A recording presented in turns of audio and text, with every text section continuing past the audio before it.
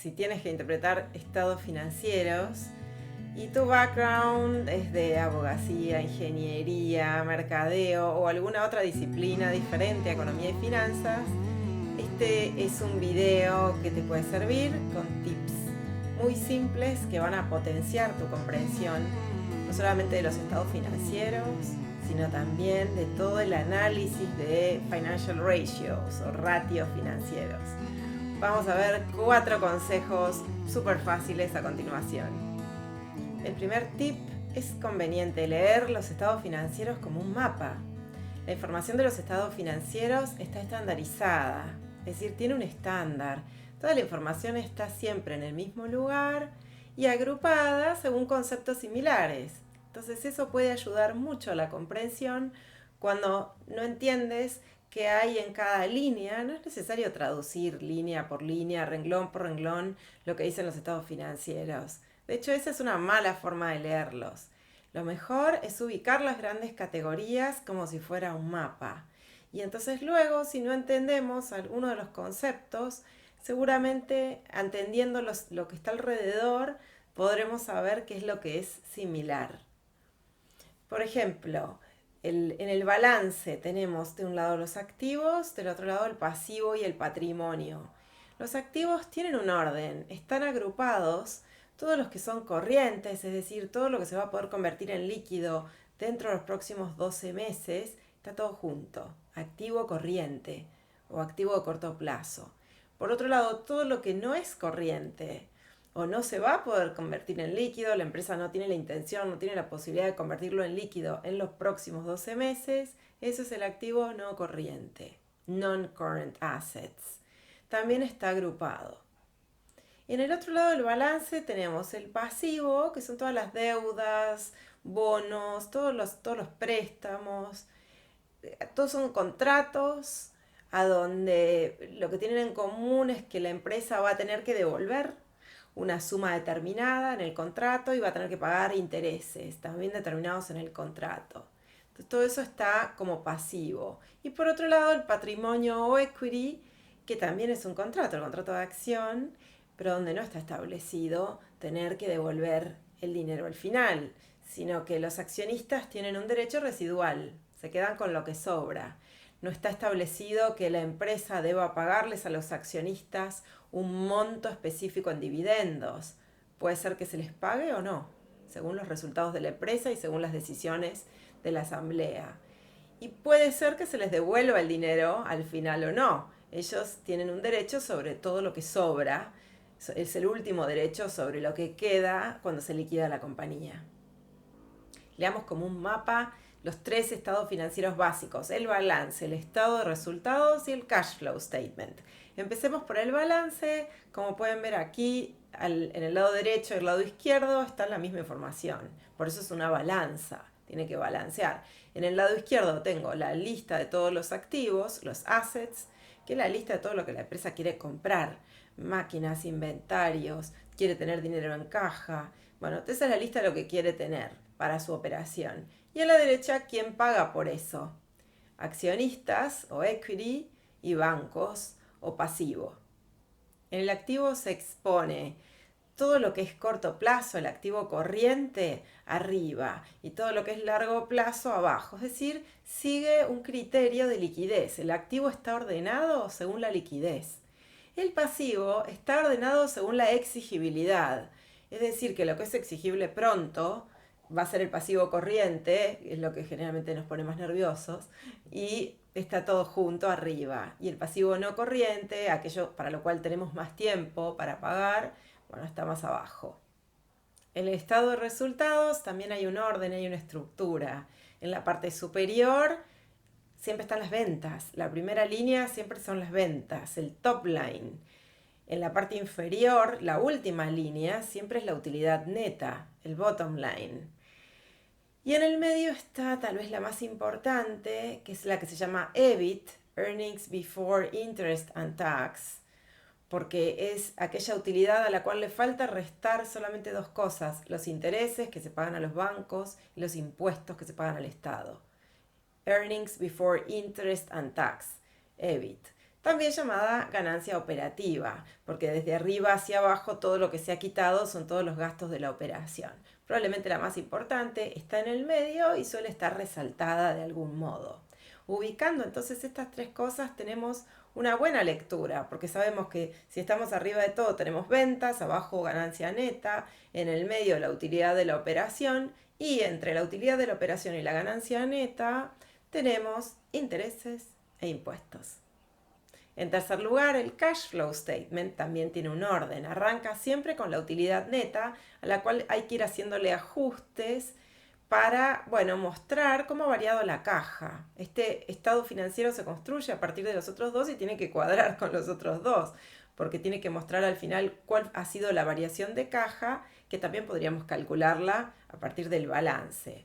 Entonces, en el cash flow statement es siempre conveniente identificar que está la utilidad neta al principio, se suelen sumar las depreciaciones, porque no son salidas de caja, si bien han sido pérdidas, pero no son salidas de caja, es solamente un cargo contable. Y es muy conveniente identificar tres flujos importantísimos: los de operación, los de inversión y los de financiamiento. Y estos están siempre agrupados. Entonces no importa si no entendemos qué es lo que hay dentro del cash flow statement, ubicando esos tres tipos de flujos, más o menos tenemos una idea de qué se trata cada cosa. ¿Qué son los flujos de operación? Bueno, es el dinero que entra, los ingresos, o que sale, los egresos, por todo lo que se refiere al negocio de la empresa, por sus ventas, por el costo de su producto, por el pago del servicio de electricidad o de salarios, todo lo que tiene que ver con la operación. Todo eso va a estar agrupado y, a diferencia del estado de resultados, que se prepara por el criterio de lo devengado, es decir, qué es lo que gasté, qué es lo que usé en un periodo, por ejemplo, este estado financiero, el cash flow statement, no se prepara por el criterio de lo devengado, sino de lo percibido, todo lo que cobré o pagué.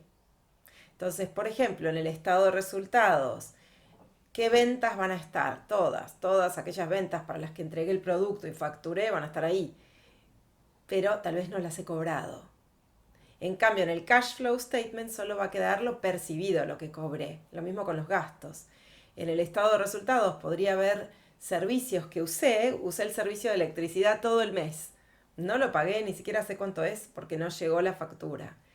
Bueno, pero va a haber una provisión para ese servicio de electricidad porque eso lo usé, lo gasté. Si bien no está pagado todavía, está devengado.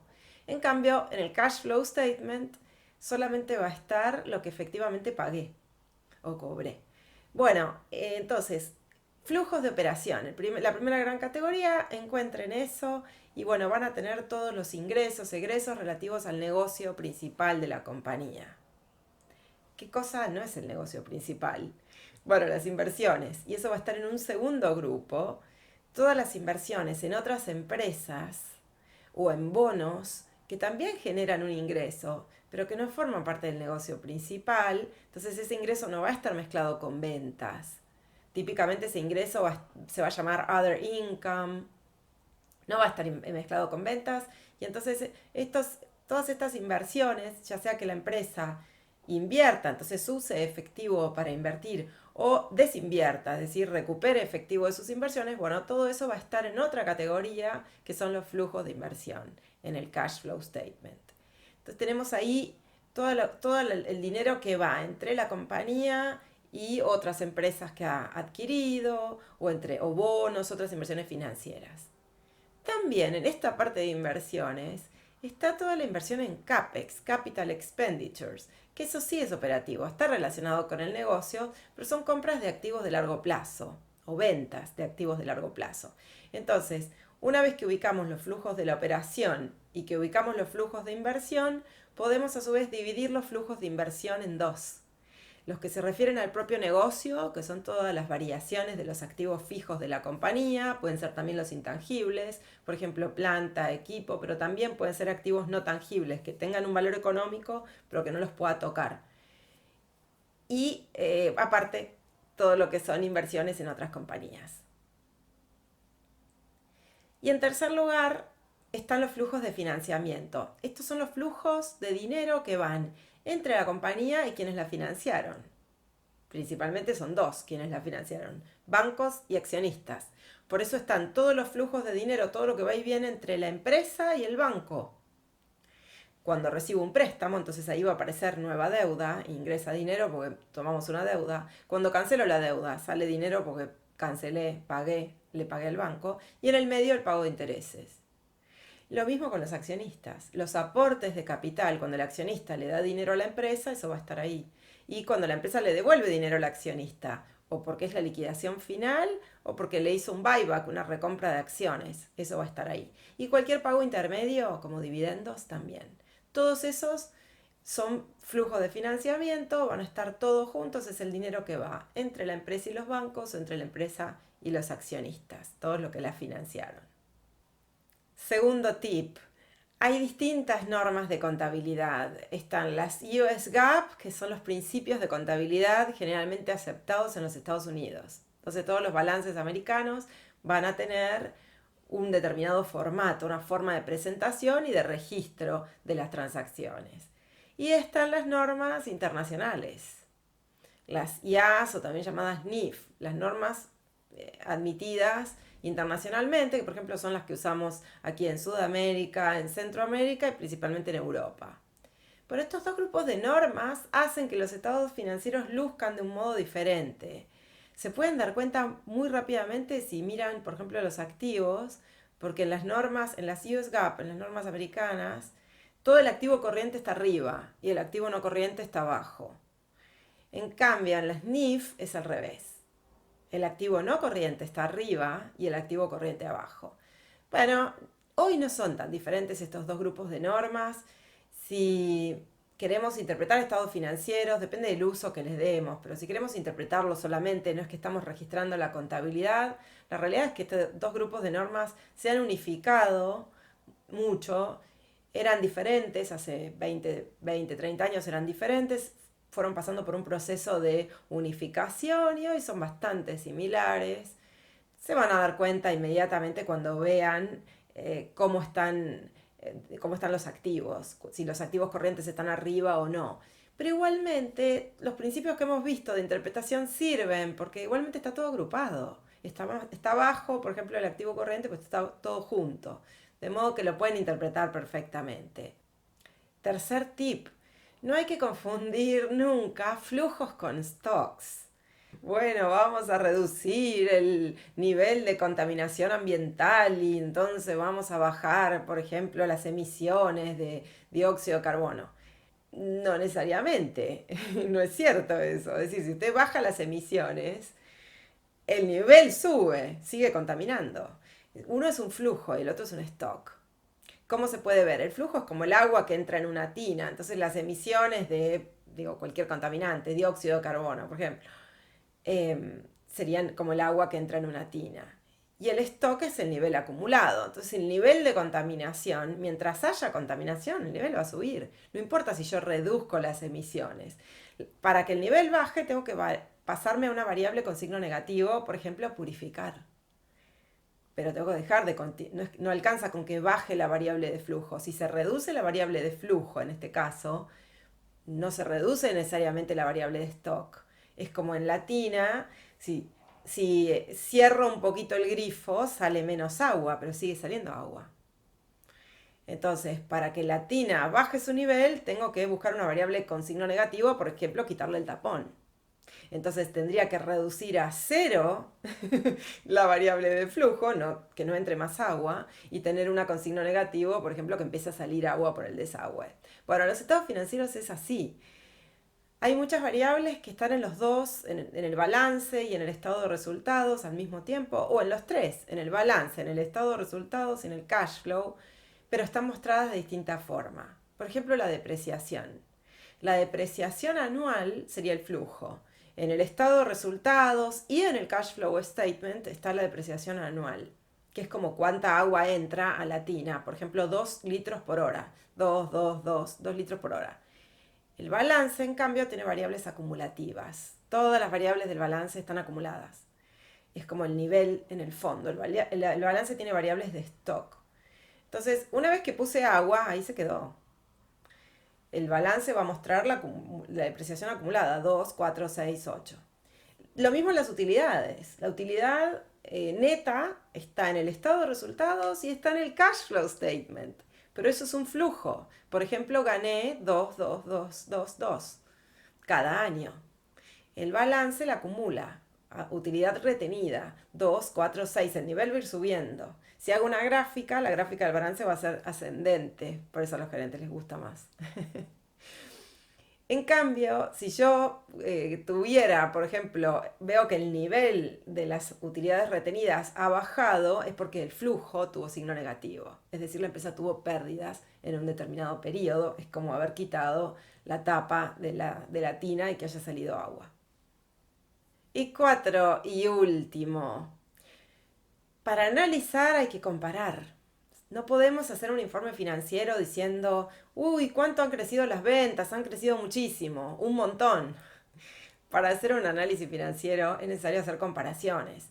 Puedo decir, por ejemplo, en un informe financiero, las ventas han crecido el 5% con respecto a las del año pasado, o las ventas han crecido el 5% con respecto a las del año pasado, o a las del mismo trimestre del año pasado, o a las de la competencia. Siempre hay que hacer una comparación.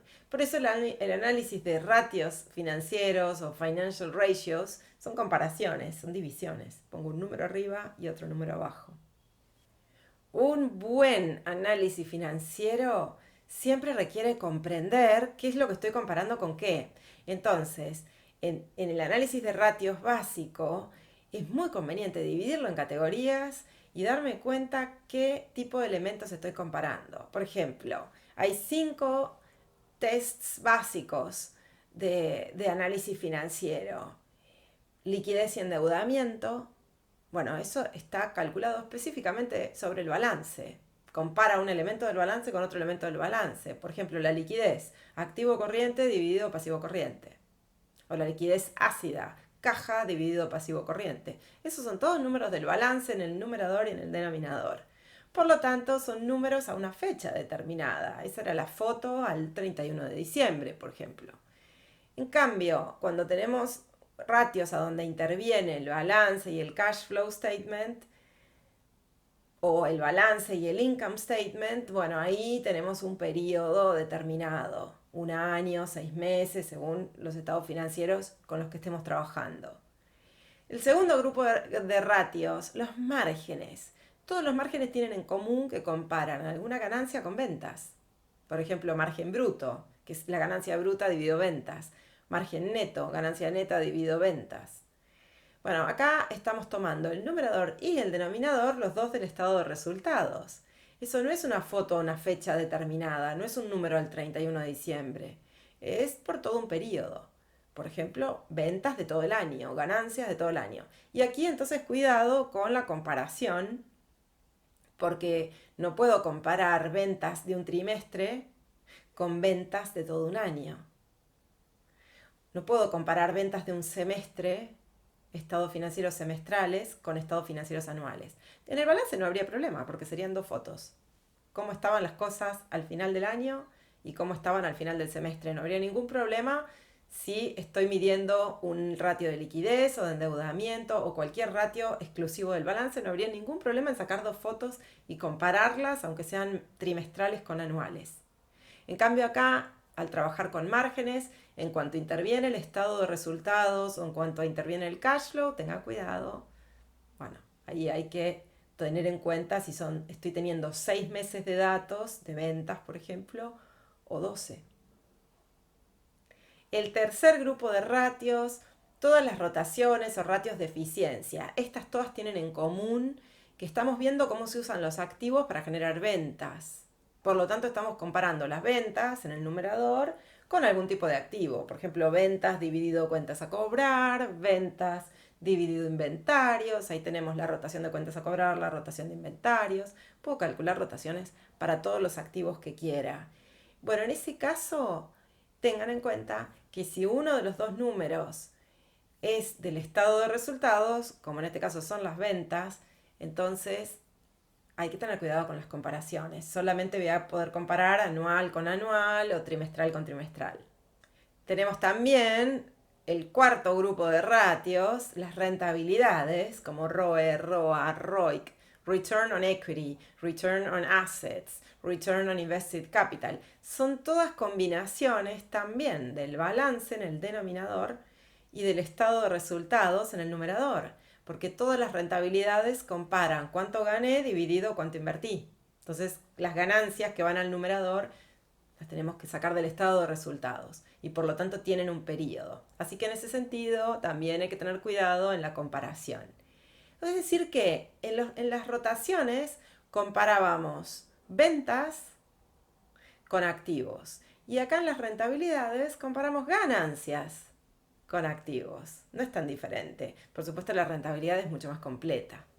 Y finalmente, punto número 5. Si hay ratios de mercado, price to earnings, price book value, price to sales, bueno, ahí interviene un número que no está en los estados financieros, que es el precio de las acciones. Entonces ahí, bueno, hay que tener en cuenta también cuál es el número que estoy poniendo en el denominador, de dónde se obtiene, si se obtiene del balance, del estado de resultados o del cash flow. Por ejemplo, price to cash flow, price to sales o price book value of equity. Puedo comparar el precio con elementos de cualquiera de los tres estados financieros. Ahí hay que poner atención para ver cuál estoy considerando. Bueno, espero que les haya servido. Este es un video especial para los alumnos de análisis financiero del MBA que rinden el examen el martes. Estudien. Si están empezando a estudiar, este es un buen comienzo. Les subo después otros videos con más repaso de qué es lo que deberíamos saber de análisis financiero. Estudien para el examen. Un abrazo para todos.